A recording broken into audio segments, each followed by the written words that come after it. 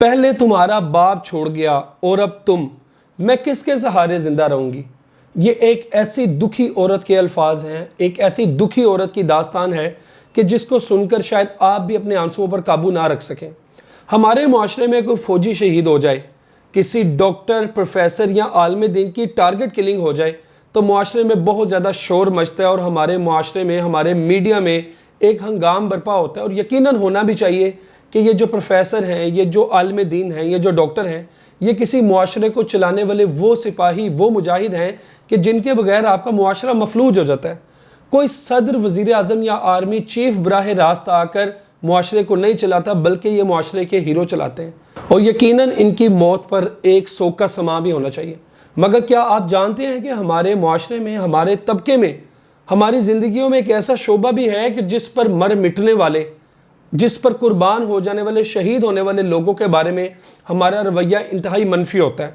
ना हमारे मीडिया में उनको कवरेज मिलती है और ना हमारे मुआशरे के लोग उनका दुख दर्द महसूस करते हैं। बल्कि आलम तो ये है कि हम लोग ये समझते हैं कि बहुत अच्छा हुआ ये मर गया, चूँकि हम उस तबके को मुआशरे का नासूर ही समझ रहे हैं।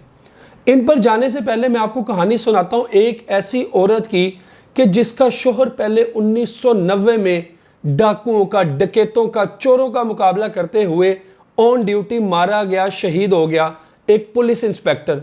और आज 2021 में ठीक 30 साल बाद उस आदमी का बेटा भी, इंस्पेक्टर इमरान अब्बास, जिसको टारगेट करके शहीद कर दिया गया रावलपिंडी, इस्लामाबाद में, दिन दहाड़े बच्चों के सामने गोलियां मार दी गई। और ना हमारे मीडिया में कोई शोर है, ना कोई हंगाम बरपा है, ना मुआशरे में, सोसाइटी में कोई उसका दुख दर्द और उसके बारे में आपको बात करता सुनाई देता है।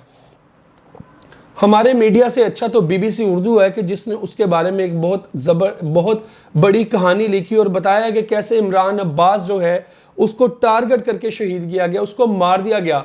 वो पुलिस वाला, यकीनन पुलिस वालों से हम सबको 1,01,000 इख्तलाफात होंगे। पुलिस वालों का रवैया भी कोई बहुत मिसाली नहीं है। लेकिन क्या कभी हम लोगों ने सोचा है कि उनको किस तरह से ट्रेनिंग करते हैं उनके अफसरान, किस तरह एक सिपाही की, एक कांस्टेबल की, एक सब इंस्पेक्टर और इंस्पेक्टर 24 घंटे की ड्यूटी होती है। क्या आपने कभी सुना है कि किसी थाने में 2 इंस्पेक्टर, 2 SHOs तैनात है? नहीं, एक ही तैनात होता है और दिन रात वही ड्यूटी करता है। किसी की मोटरसाइकिल उठाई जाए, किसी की बाइक उठाई जाए, किसी की गाड़ी उठाई जाए, 15 पे कॉल करें, कोई कत्ल हो जाए तो इंस्पेक्टर, सब इंस्पेक्टर, SHO, हर बंदा मौका पर वहाँ पहुँचता है। वो जहाँ भी हो, वो कोई भी काम कर रहा हो। और जब वो मौका पे पहुंचता है तो पीछे 10 लोग और थाने में पहुंचे होते हैं। और निज़ाम ऐसा है कि थाने में फिर जब उनको कोई फैसिलिटेट नहीं करने वाला होता तो हम लोग थाने को और पुलिस वाले को गालियां देते हैं। आप सबका मुशाहिदा होगा, हमारा भी तजर्बा है कि जब थाने में कोई शिकायत लेके जाए तो वो बताते हैं कि साहब बाहर गए ने, तो यकीनन वो पुलिस वाला फिर पुलिस के डाले में आता है, वो बाहर अपने गश्त पे होता है या किसी 15 के कॉल के जवाब में गया होता है।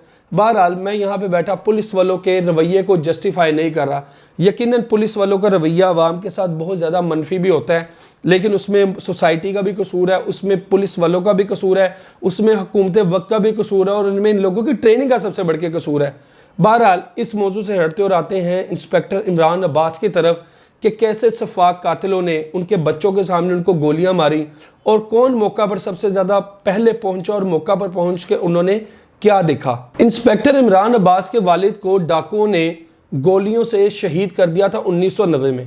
ये इंस्पेक्टर इमरान अब्बास फिर 1998 में सब इंस्पेक्टर भर्ती हुए पुलिस में और ASI भर्ती होने के बाद उन्होंने नहायत जांफिशानी से, ईमानदारी से और दयानतदारी से अपना काम किया। इमरान अब्बास के साथी कोलीग्स ये बताते हैं कि उनकी एक साइकी थी, चूँकि उनके वालिद को शहीद किया गया था तो इसलिए जो पुलिस में 3 पुलिस वालों को टारगेट किलिंग करके शहीद किया गया था और इस तरह के दहशतगर्दी में मुकदमात में जो नामजद मुल्ज़मान थे उनके बारे में वो इंतहाई अहम तफ्तीश कर रहे थे 3 पुलिस अफसरान के कत्ल की। यानी कि उनकी जज्बाती वाबस्तगी थी इस केस से, चूँकि उनके वालिद को भी गोलियों से शहीद किया गया था। तो इस केस में इमरान अब्बास के हाथ कुछ नाकाबिले तरदीद शवाहिद लग गए थे उन ख़तरनाक मुल्ज़मान के बारे में कि जिनसे पूरा कानून खौफ खाता है। और कहा यह जा रहा है कि इमरान अब्बास कुछ दिन तक अपने आला पुलिस अफसरान से इजाज़त लेकर उन बाअसर मुल्ज़मान को गिरफ्तार करने वाले थे, जिसकी भनक उन मुल्जिमान को भी लग गई थी।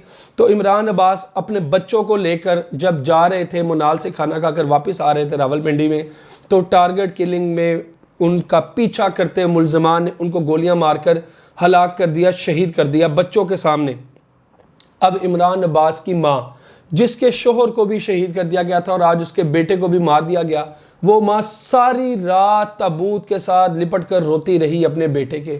वो कैसे अपने बेटे को अपने आप से जुदा करती, वो कैसे अपने बेटे को अपने से दूर जाने देती कि वो बेटा जो उसके खामंद के चले जाने के बाद उसका आखिरी सहारा था, वो बेटा कि जो दफ्तर से जब काम से थाने से ड्यूटी से वापस आता था तो अपने बीवी बच्चों के पास जाने से पहले अपनी माँ के पास जाता था, अपनी माँ का हाथ चूमता था, अपनी माँ से बैठकर बातें करता था और उसके बाद अपने बीवी बच्चों के पास जाता था।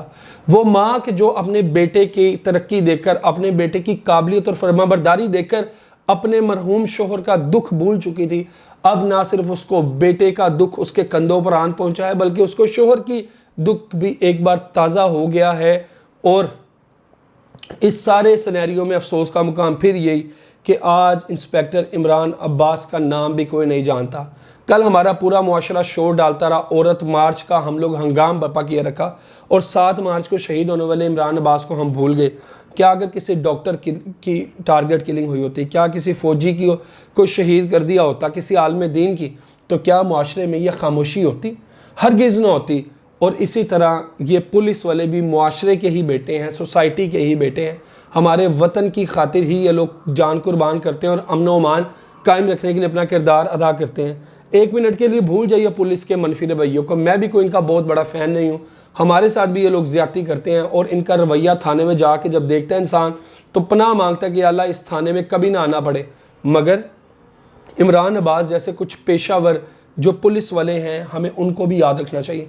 पुलिस का कल्चर ऐसा है कि मैं ऐसे लोगों को जानता हूँ कि जो FSC में मेरे साथ पढ़ते थे, ग्रेजुएशन मेरे साथ की और यूनिवर्सिटी में मेरे साथ फारगुल तहसील हुए, मगर जब वो पुलिस कल्चर में जाते हैं, पुलिस डिपार्टमेंट में जाते हैं, तो बहुत उन्हें दिक्कत पेश आती है उस कल्चर का सामना करने में जो 70 साल से इस मुल्क में डेवलप हो चुका है, खुसूसन हमारे पंजाब में, कि जहाँ पर गरीब को इंसाफ नहीं देता।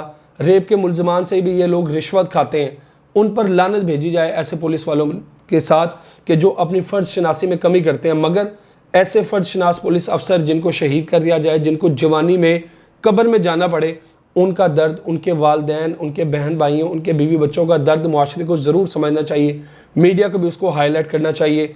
अब पुलिस अफसरान का इम्तहान है उन अफसरान बाला का कि जो प्रोटोकॉल तो लेते हैं इन छोटे मोटे पुलिस अफसर, इंस्पेक्टर से, सब इंस्पेक्टर से, ASI से, मगर जब इनकी टारगेट किलिंग जाए तो फिर इनके बच्चों को नौकरी दे देना सिर्फ इसका वो हक अदा नहीं हो जाता। यकीनन उन बासर मुल्ज़मान को कड़ी सज़ा मिलनी चाहिए, उनको मुआशरे में उनको फांसी की सज़ा हो, मीडिया में भी उनका ट्रायल हो, मीडिया में भी उनके घिनौने चेहरे दिखाए जाए, ताकि अगली बार कोई ऐसा इंस्पेक्टर ड्यूटी सर अंजाम देते हुए शहीद ना हो। मैं उम्मीद करता हूँ आपको आज की ये वीडियो पसंद आई होगी। इजहार यकजहती करते हैं अपने उन फ़र्ज शनास पुलिस अफसरान के साथ कि जो आपकी और हमारी हिफाजत करते हुए मारे जाते हैं। उम्मीद करता हूँ आप इस वीडियो को शेयर करेंगे, चैनल को ज़रूर सब्सक्राइब कीजिएगा। मुझे इजाज़त दीजिए। अल्लाह हाफ़िज़। नासिर।